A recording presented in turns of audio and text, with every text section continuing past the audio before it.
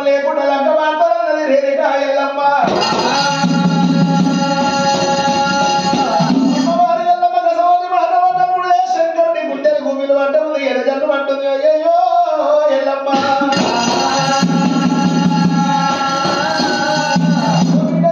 ఎల్లమ్మ సురా 33 కోట్ల దేవతల కన్నా పెద్దవాళ్ళు ఇది నా వశమే కానట్టుంది ఎవరు గెలుస్తారో ఎవరి దగ్గర ఆడతారో రేణుక ఎల్లమ్మ దేవి నిన్ను అన్నగాని రాతగాని ఎల్లమ్మ నేను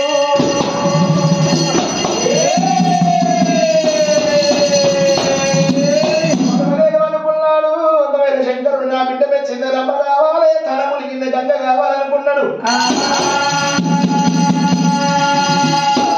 నేనేక పత్రికలు రాసిండు పత్రికలు కొట్టబోయింది పంచరామచిలుక దేవతల కన్ను చేసింది పత్రికల కల్లా వాళ్ళు చూసిన దేవతలు ఎల్లమ్మ దేవుడు నేనే లగ్నం ఆడాలి నేనే లగ్నం ఆడాలనుకోని కైలాసం వచ్చింది కైలాసం వచ్చిన వాళ్ళు దేవతలందరూ రేణుక ఎల్లమ్మ కట్టిన సోయవారాన్ని కళ చూసింది అందము తెలియక దేవతలు ఎత్తులు అవుతున్నాయి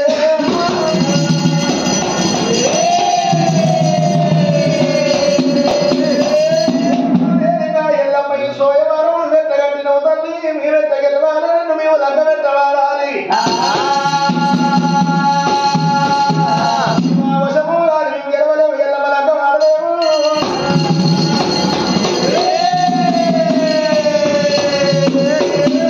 దేవతలందరూ ఒడి కోసం ఉండరయ్యో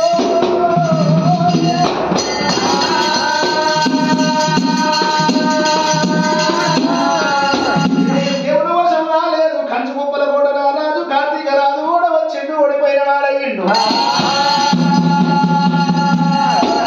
మరి 7 పొత్తులు అయితే ఉంది 7 పాపలు అయితే ఉంది ఏ దేవుడు వశం అయితే లేదు తల్లి పిల్ల 2 దేవులు ఏమంటమున్నాయి నాయనా శంకరా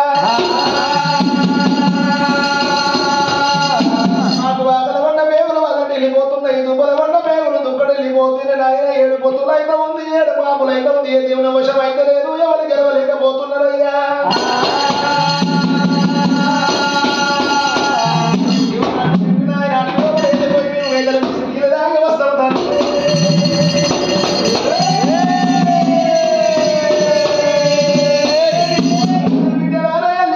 ఒకవేళ మేకలు వేసినా దేవుని పెట్టినప్పుడు వారికి లోపల వచ్చినా ఈ 2 ఆవు దేవులైనా